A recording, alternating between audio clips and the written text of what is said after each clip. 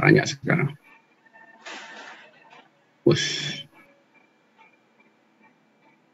Nah, ini caranya, jadwalnya. Jadwalnya Skinner ini. Di sini ada fake, ada rasio, ada interval, ada variabel. Fake itu apa? Ada yang pernah belajar barangkali atau pernah membaca? Fake itu tertentu.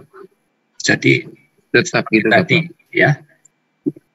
Jadi misalnya setiap kali benar dikasih, itu namanya fake. Nah, kalau rasio itu ada rasionya. Setiap 5 kali benar baru dikasih. Setiap kali 10 kali baru dikasih. Jadi nggak tentu. Kalau interval dan variabel ini waktunya. Jadi kalau yang fake rasio itu jumlahnya, di sini waktunya. Interval itu setiap 1 menit dikasih 5 menit, nah itu interval. Kalau variabel itu waktunya nggak tentu. Ternyata dari percobaannya itu, yang paling bagus yang mana? Yang paling bagus ternyata adalah variabel rasio. Variabel rasio itu adalah berarti waktunya tidak tentu, jumlahnya juga tidak tentu. Makanya iya, makanya ini dipakai sampai di ilmu ekonomi juga. Itu Bapak Ibu kalau di televisi itu misalnya kopi ABC bagi-bagi hadiah, ya lah. Caranya gimana? Kirimkan bungkus sebanyak-banyaknya. Setiap bungkus harus berisi 5 bungkus kopi ya, kayak begitu. Yang ngirim banyak apa sedikit kira-kira itu? Bagi-bagi hadiah mobil ya. Banyak sekali. Kira-kira semua dapat apa enggak? Tidak. Belum tentu. Nah, kayak begitu. Apakah semua yang dapat hadiah itu dapat mobil semua? Tidak. Jadi waktunya enggak tentu, jumlahnya enggak tentu. Tapi faktanya perilaku manusia bisa dibentuk seperti itu. Sampai merpati pun juga bisa dibentuk kayak begitu. Tanpa ada hukuman. Tapi dengan penguatan. Nah, kayak begitu itu. Sayangnya seperti tadi ketika melihat teorinya Skinner, yang dilihat hanya pada penguatan negatif dan itu pun diartikan selalu hukuman. Padahal Skinner sendiri sudah tidak kayak begitu. Sekarang mohon maaf saya tanya Pak Parjan. Halo Pak Parjan. Iya Pak. Pak Parjan itu aslinya mana? Saya Pontianak Pak, generasi ketiga dari suku Jawa. Nah, Oke, Pontianak. Ini online dari Kalimantan ya? Enggak Pak, saya di kelas. Wah, di kelas. Nah, apalagi. Sekarang saya tanya gini Pak, Bapak kok mau jauh-jauh dari Kalimantan harus ke Jogja? Ngapain? Mau cari ilmu Pak. Nah, itulah contohnya. Karena ada sesuatu yang diinginkan. Itulah motivasi. Ya. Tapi pertanyaannya seperti tadi, kalau bagi-bagi hadiah tadi. Mohon maaf loh sebelumnya ini Pak Parjan. Ya, apakah Pak, besok pasti dapat? Belum tentu Pak. Nah, belum tentu. Maka yang dipentingkan apa? Usahanya itu yang dimaksudkan kayak begitu. Value-nya tadi itu. Ya. Persis seperti alami kita. Tuhan juga sudah modelnya itu kayak begini, variabel rasio loh. Seperti di ini tadi, ya, variabel rasio itu ternyata grafiknya paling tinggi. Kalau fake rasio miring, yang fake interval itu paling rendah. Kita yang beragama Islam misalnya, kenapa harus sehari semalam 5 kali sholat? Kenapa? Kira-kira apa Pak Yaki? Itu masuk surga Pak. Iya, tapi apakah masuk surga? Belum juga, sama juga kayak begitu kan. Itulah alaminya kayak begitu. Yang penting kita melakukan itu, usahanya itu. Jadi dalam belajar juga kayak begitu itu, maunya itu. Jadi kalau kita sudah berupaya, nilai-nilai itu yang ditekankan. Nah, maunya reinforcement itu kira-kira mestinya begitu itu, menekankan pada bagaimana upaya itu mestinya dilakukan, ya, bukan pada hukumannya kayak begitu itu. Ya. Oke, itu penangkapan penjelasannya tentang tadi. Kembali sekarang. Kembali ke teori tadi. Jadi ini teori penguatan, kemudian ini teori tentang kebutuhan yang kedua, kemudian perspektif kognitif, teori kognitif. Kemarin yang sudah kita bicarakan di pertemuan kemarin itu ada implikasinya juga sampai di sini ini ya. Caranya seperti apa untuk bisa meningkatkan motivasi ini? Increasing student motivation. Ada dua yang dikatakan di sini, changing attitude and perception about learning. Jadi mengubah sikap dan persepsi tentang belajar. Yang kedua, memodifikasi kelas dan praktek pembelajaran. Nah, jadi ada dua cara. Yang pertama ini mengubah sikap dan persepsinya. Makanya ini yang lebih cocok mengubah persepsi ya, kognitifnya. Yang kedua, memodifikasi proses pembelajaran, kelas dan cara pembelajarannya itu. Nah, ini banyak hal kalau kayak begitu. Kemudian diakhiri di buku ini some final thought ya. Pemikiran terakhir tentang motivasi relevansinya dengan ini contemporary education, pendidikan yang kontemporer. Sekarang ini kondisinya sama, ternyata kalau kita baca di Amerika itu juga banyak anak-anak yang kurang termotivasi. Tapi yang di sini, nah ini tadi sekarang yang kita lihat yang kognitif langsung aja ya. Nah, ini kognitif perspektif di halaman 60, silahkan bisa dicek ya. Satu aja ya, setiap tadi ada teori itu ada beberapa, ini juga ada beberapa perspektif kognitif ini.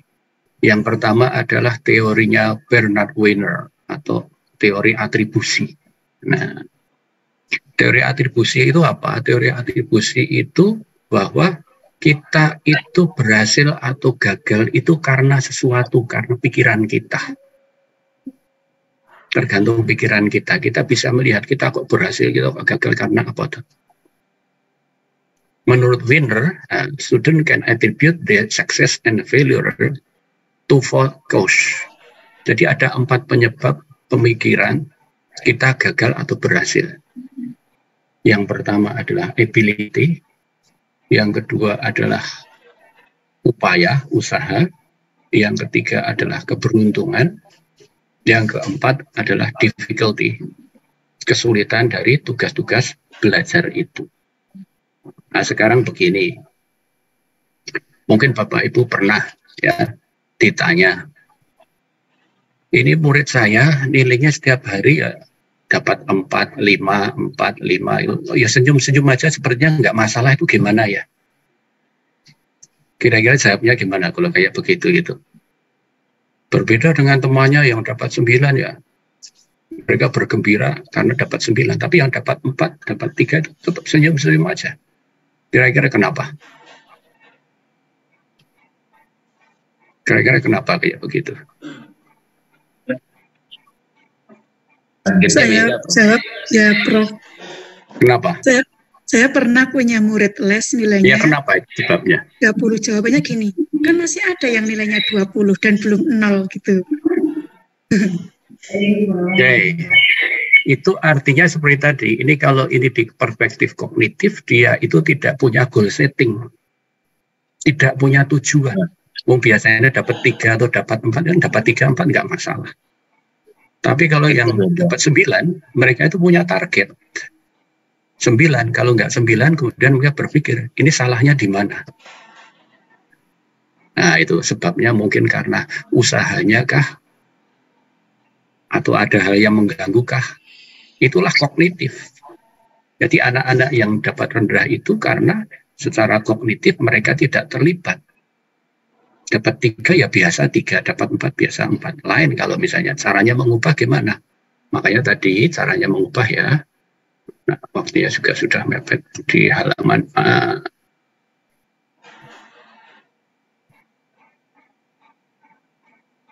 kognitif teori. Ini biar nampak. Saya tanda ini. Di kognitif teori, ini di educational implication ya. Teacher in classroom can work toward helping student attribute. Jadi membantu penyebabnya tentang kesuksesan ataupun kegagalannya itu. To internal cause. Jadi penyebab-penyebab dari dalam. Ke dalamnya. Jadi kemampuannya atau usahanya arahkan ke situ. rather than external cause and circumstance, daripada penyebab-penyebab eksternal ataupun lingkungannya itu. Jadi kalau dia 3, maka coba ditanya, kamu pengen tidak seperti temanmu dapat 9? Secara normal, orang pasti pengen yang lebih bagus. Makanya caranya mengubah, misalnya tadi yang dapat 4 gitu, ini karena usahamu yang tidak maksimal. Coba sekarang ditarget, besok dapat 5. Nggak usah tinggi-tinggi dulu, dari dapat 4, dapat 5. Caranya gimana? Ajari cara dia belajar dengan benar. Jadi dirubah perspektifnya itu. Sehingga ketika nanti dia sudah mengubah, pasti hasil itu tidak akan mengkhianati dari upaya.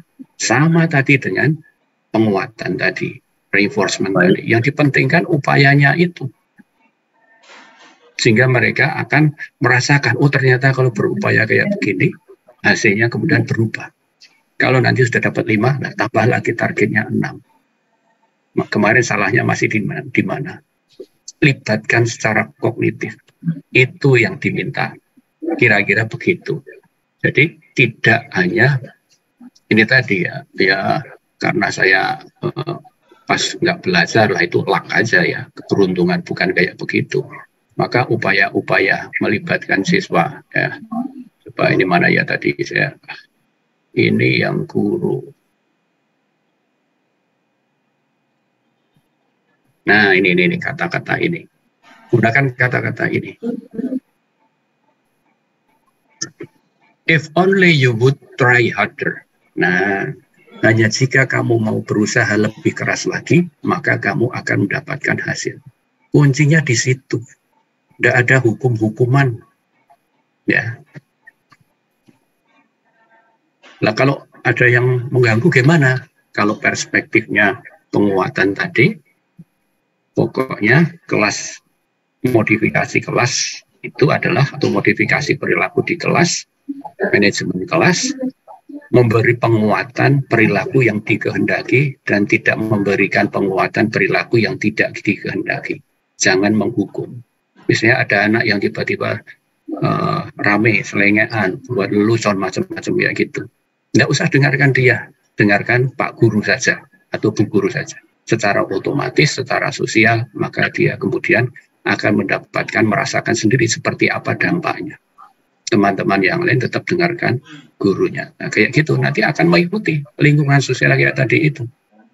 Kalau merah berhenti, kalau hijau jalan. Tapi kalau dia merah jalan, nah, halal ditabrak itu tadi misalnya. Gitu. Itu contohnya begitu. Jadi satu dengan yang lain ya. Kemudian ini gunakan bahasa untuk mengembangkan self-efikasi. Jadi semuanya ada di sini. Self-efikasi kemarin juga sudah disinggung. Itu adalah perasaan mampu. Karena mereka nggak punya perasaan mampu kayak tadi yang rendah-rendah tadi itu. Ya, tapi kalau dengan coba kamu nggak usah tinggi-tinggi. Targetkan 5 aja. Wah ternyata kamu mampu. Usaha lagi. Kalau usaha lagi nanti pasti akan meningkat dan seterusnya. Sehingga anak itu terlibat secara kognitif. Ini perspektif kognitif. Nah, caranya seperti itu. Makanya di sini, ini ada lagi ya. Do not excuse failure and do not respond to poor work with pity. Sympathetic feedback. Thoughtful rise such as good try. Nggak kayak gitu ya. Tapi gunakan bahwa sebenarnya Anda itu mampu. Nggak usah bersedih kayak gitu. Upayakan, yang penting adalah usahanya di situ. Itulah motivasi kira-kira seperti itu. Jadi saya mencoba tadi struktur dari pemikiran buku ini gitu ya. Faktanya masih banyak kegagalan. Penjelasannya ada 3.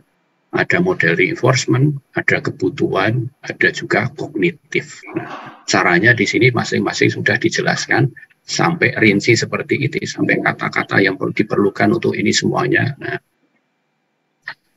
Termasuk ini yang terakhir seperti tadi yang saya katakan, pay attention to goal and goal orientation. Berikan perhatian pada tujuan yang akan dicapai.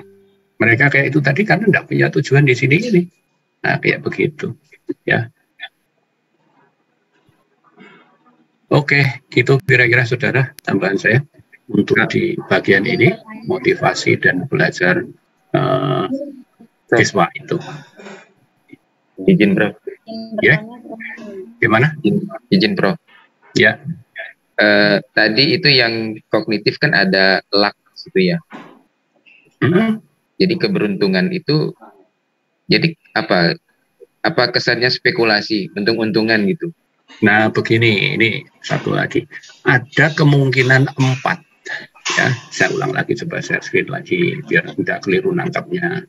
Silakan Anda bisa buka di bukunya. Bapak nggak apa-apa. Oh ya, saya tak ke sana. Usah lama ditutup aja itu. Nah, biar nggak masuk, nggak ganggu.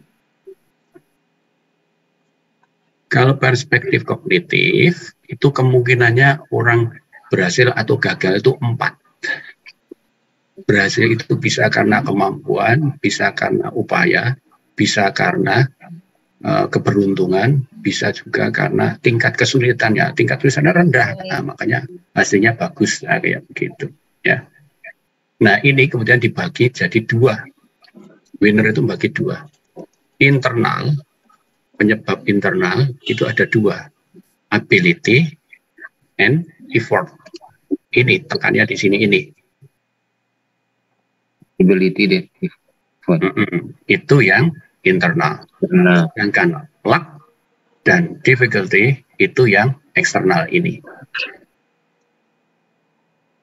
Dia menyarankan tidak di yang eksternal, tapi tekankan pada yang internal. Yang penting itu adalah mampu dan adanya upaya itu. Begitu Pak Fajan. Iya, ya. Tapi memang kalau seperti tadi ada orang yang berpendapat ini warna untung, bukan itu. Jadi jangan pilih yang itu, kita harus mengarahkan. Karena ini kognitif. Pemikirannya, persepsinya, makanya tadi ini cara mengubah persepsi tadi. Ya, strateginya cara mengubah persepsi tentang belajar itu adalah mengubah persepsinya ini. Bukan karena keberuntungan, juga bukan karena kesulitan, tingkat kesulitan materi. Tapi tergantung pada upayamu untuk melakukan itu. Berarti ke mindset-nya ya, Prof? Iya, nah itulah kognitif. Ini kan perspektif di kognitif ini. Ya. Ini tadi Pak, di ilustrasi tadi. Nah, yang pertama kan ini, changing attitude and perception about learning. Ini merubah caranya ini dulu tentang belajar. Nah, caranya mubah ini dulu. Selama persepsinya tentang belajarnya dan sikapnya itu belum berubah, ya sulit. Makanya rubahlah itu dulu. Gitu ya, Pak Farjan ya? Ya, iya, Prof.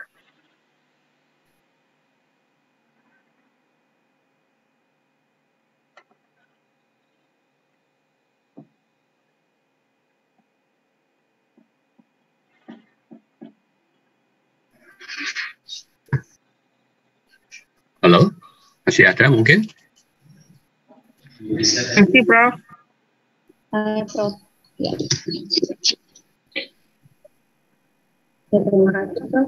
Kedengaran? Oke, itu cukup? Ada satu lagi, Prof. Bu Priska. Gimana? Iya, saya Prof. Ya, silakan. Baik, tadi dikatakan bahwa ability dan effort itu termasuk dalam motivasi intrinsik ya, Prof ya. Kadang terjadi ada anak-anak. Sebentar. Di mana Bu Priska? Halo? Putus-putus, Bu. Kita doa dulu, Bu Priska. Suaranya putus-putus, Bu Priska. Iya, Prof. Jaringannya juga kayaknya kurang bagus yang di kampus, Prof. Gimana? Ya, baik. Tadi dikatakan bahwa ability dan effort itu termasuk dalam motivasi intrinsik dan kita tuh harus lebih banyak Bukan motivasi intrinsik. dari dalam Menurut Winner, ya. Yang kalau keberhasilan itu bisa ditentukan karena atribusi itu persepsi tentang penyebab keberhasilan atau kegagalan. Ada penyebab dari diri sendiri, ada juga penyebab dari luar. Dari luar. Ya, baik. Begitu. Ya, kadang yang terjadi, Prof, kadang banyak anak murid atau tadi punya kemampuan, punya usaha, tapi karena ada intervensi dari luar, mungkin dia mendapat dukungan yang kurang dari orang tuanya sehingga dia itu mengalami kegagalan. Kira-kira bagaimana ya kalau kita sebagai pendidik, bagaimana caranya supaya kita bisa tetap mendukung supaya motivasi intrinsik anak itu bisa tetap ada, ya usahanya bisa tetap kuat dan dia pun bisa tetap mendapatkan prestasi yang baik, gitu, Prof. Oke, sekali lagi ini perspektif kognitif itu kalau menurut Winner ya namanya internal attribution, ya tidak ekstrinsik, intrinsik tidak kenal itu. Winner itu. Jadi yang dipentingkan adalah upaya seperti motivasi. Motivasi itu artinya bahwa dia mau melakukan sesuatu, bergerak. Nah, kayak begitu. Kalaupun ada gangguan dari luar, ya kayak gitu ya, intervensi. Tapi seberapa, apakah imbang tidak antara yang dia lakukan dengan intervensi dari luar itu? Jadi kalau upayanya itu lebih besar daripada gangguannya, hasilnya pasti tetap lebih baik. Banyak contoh juga kan, dia sudah harus membiayai diri sendiri, semuanya berdasarkan dia sendiri. Itu semuanya upaya dia. Walaupun lingkungannya, ya, circumstance-nya, lingkungan di sekitarnya itu tidak mendukung, tetap dia berhasil kayak begitu. Jadi yang penting upaya. Persis seperti tadi, sebenarnya di reinforcement tadi itu juga pada sisi upayanya bagaimana untuk bisa tetap belajar itu ya. Jadi seperti Bu Priska sekarang belajar ya, mungkin di luar situ ya ada macam-macam yang mengganggu, tapi upayanya tetap lebih kuat, jadi nggak masalah. Kalau kemudian yang terjadi ternyata dia terganggu dan akhirnya dia tidak maksimal, berarti upayanya itu masih kalah dengan gangguannya.